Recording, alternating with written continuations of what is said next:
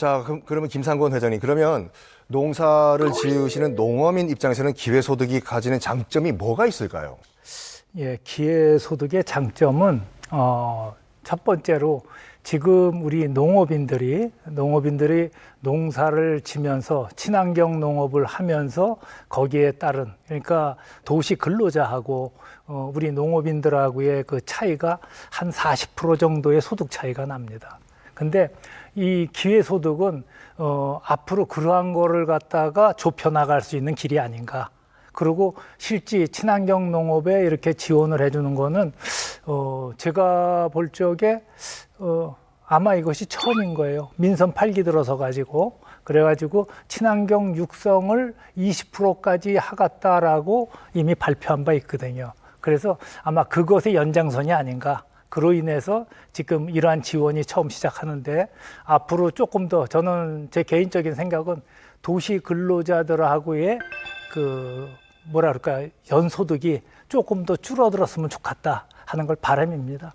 그렇죠. 뭐 도시와 농촌이 소득 격차가 있으면 안 되겠죠, 현실적으로. 자, 최만식 의원님. 그러면 이 방금 우리 또 회장님께서 말씀하신 것처럼 기회소득이 경기도에서 처음 실시가 된다라고 말씀해 주셨는데 다시 한번 이 제도의 필요성을 또 강조를 해 주신다면 뭐가 있을까요? 농업은 먹거리를 생산하는 근본적인 우리 기능 이외에도 공익적으로 정말 많은 역할을 하고 있습니다. 특히 코로나19라든지 러시아 우크라이나 전쟁을 통해 느꼈듯이 식량 안보 관점에서도 상당히 중요합니다. 농업이. 이렇듯이 우리 농업이 우리 사회가 안정적으로 유지되기 위해서는 반드시 필요한 자원이라는 것은 아마 누구도 부인하지 않을 거라고 생각이 듭니다. 이러한 부분에 있어서 우리 농업인들의 인구가 나날이 감소되는 또 고령화되는 것은 경기도뿐만 아니라 문제가 아니라 전국적인 이제 분위기이기 때문에 우리나라 전체 위기가 될 수 있는 그런 일입니다. 따라서 농어민에 대한 합당한 보상을 통해 농어촌 소멸 위기를 효과적으로 대응할 필요가 있고 그중 하나가 바로 경기도에서 처음 실시하는 농어민 기회소득이 아닌가 이런 생각을 하고 있습니다.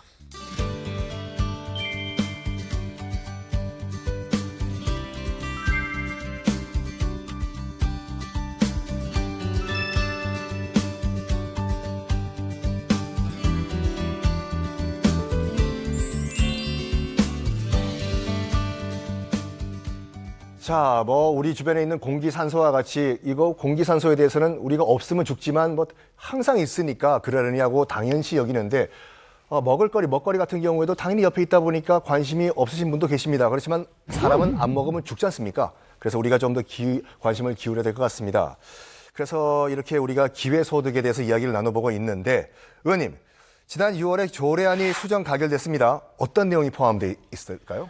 예, 농어민 기회소득 조례안에 대해서 간략하게 좀 말씀드리면은 지난 6월에 경기도의회를 통과했는데 기본 계획을 수립하도록 이제 규정을 좀 명확히 해서 농어민 기본소득의 체계적 지원을 할 수 있도록 했고 이제 신청자에게 관련 자료를 좀 제출하도록 하고 이제 아까 말씀 부정 수령 등에 대한 지급 중지를 좀 규정해서 이제 수급 자격이라든지 이제 중복적으로 지급하는 이런 부정행위 방지를 위한 좀 법적 조치를 좀 만들었습니다. 그리고 중요한 건 이제 통합 지원 시스템을 구축해서 행정 절차를 좀 효율적으로 할 수 있도록 하는 그러한 조례안을 우리가 수정 가결했다고 말씀드릴 수 있습니다. 네.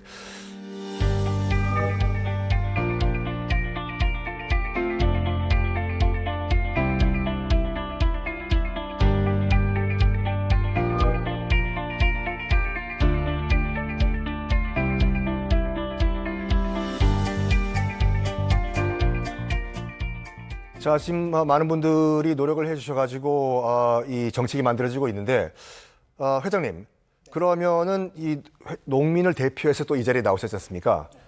여러 가지 정책 가운데서 기회소득에 대해서 또 하시고 싶은 말씀이 있으시면 어떤 게 있을까요? 예, 우선 농민과 어민의 이 기회소득은 처음 이제 출발을 시작하고 있습니다. 첫 출발을 하고 있고 그 다음에 농어촌에 조금 전에도 말씀드렸듯이 청년들을 유입하는 방법, 그 다음에 또 귀농자들이 어떻게 농촌에 와서 안착할 수 있을까 하는 그러한 첫걸음이라고 생각합니다. 그래서 이 기회소득이 앞으로 저는 조금 더 발전해 가지고 실제 우리 기존에 있는 친환경을 하거나 또는 어떠한 뭐 동물 복지를 하는 사람들의 지원도 중요하지만 새롭게 시작하는 우리 청년들에게 농촌으로의 삶을 유입할 수 있는 그러한 하나의 단초가 돼가지고 앞으로 더 움직여줬으면 좋겠다 하는 생각을 갖고 있습니다. 그렇죠.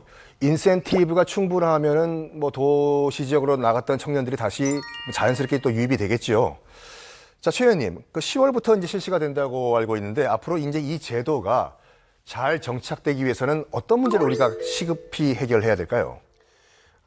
이 제도에 대한 이제 필요성과 중요성이 잘 전달될 수 있기를 좀 바라는 마음이고, 전국 최초로 이제 도입해서 이제 실시하는 정책인 만큼 이제 경기도의 많은 농업인들이 혜택을 받을 수 있도록 중요한 게 시군의 참여가 중요하거든요.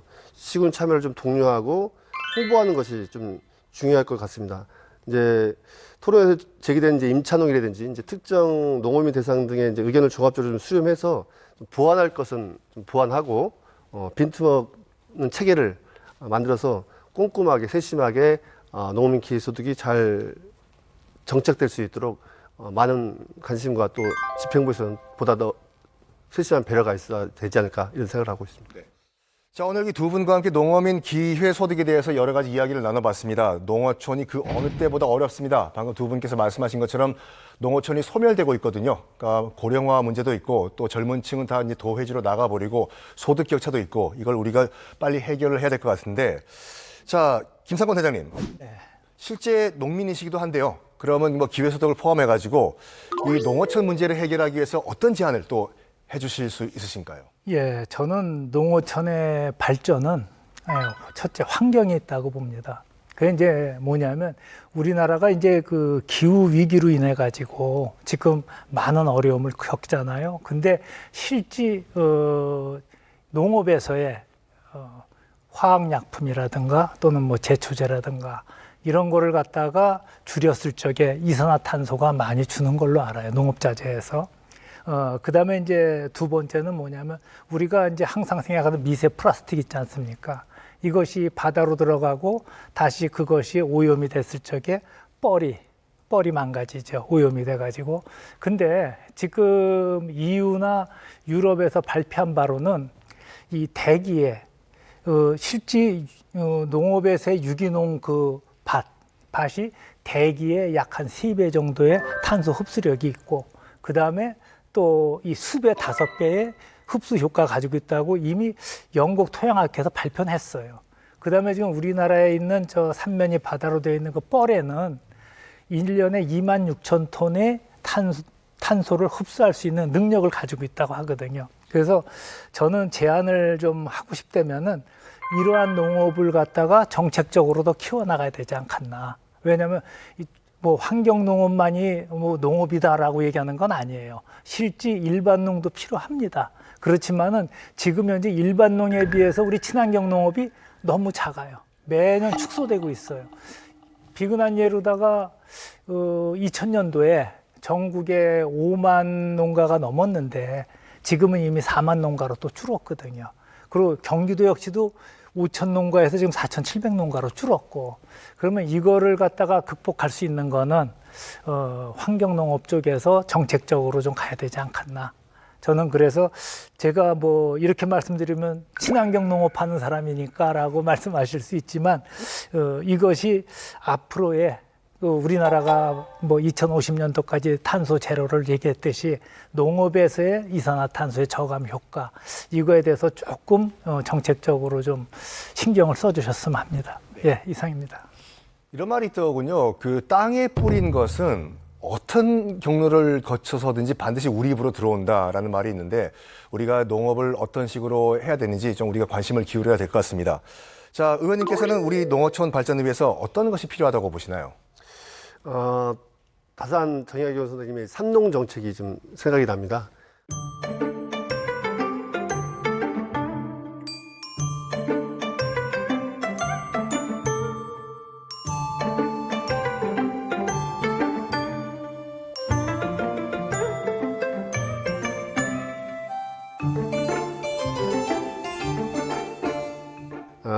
농어촌 발전을 위해서는 이제 농업인들이 마음 편하게 좀 일할 수 있는 그런 환경을 좀 만들어줘야 합니다. 그리고 사회적 가치를 창출하는 것에 대한 합당한 보상을 받게 해야 되고요.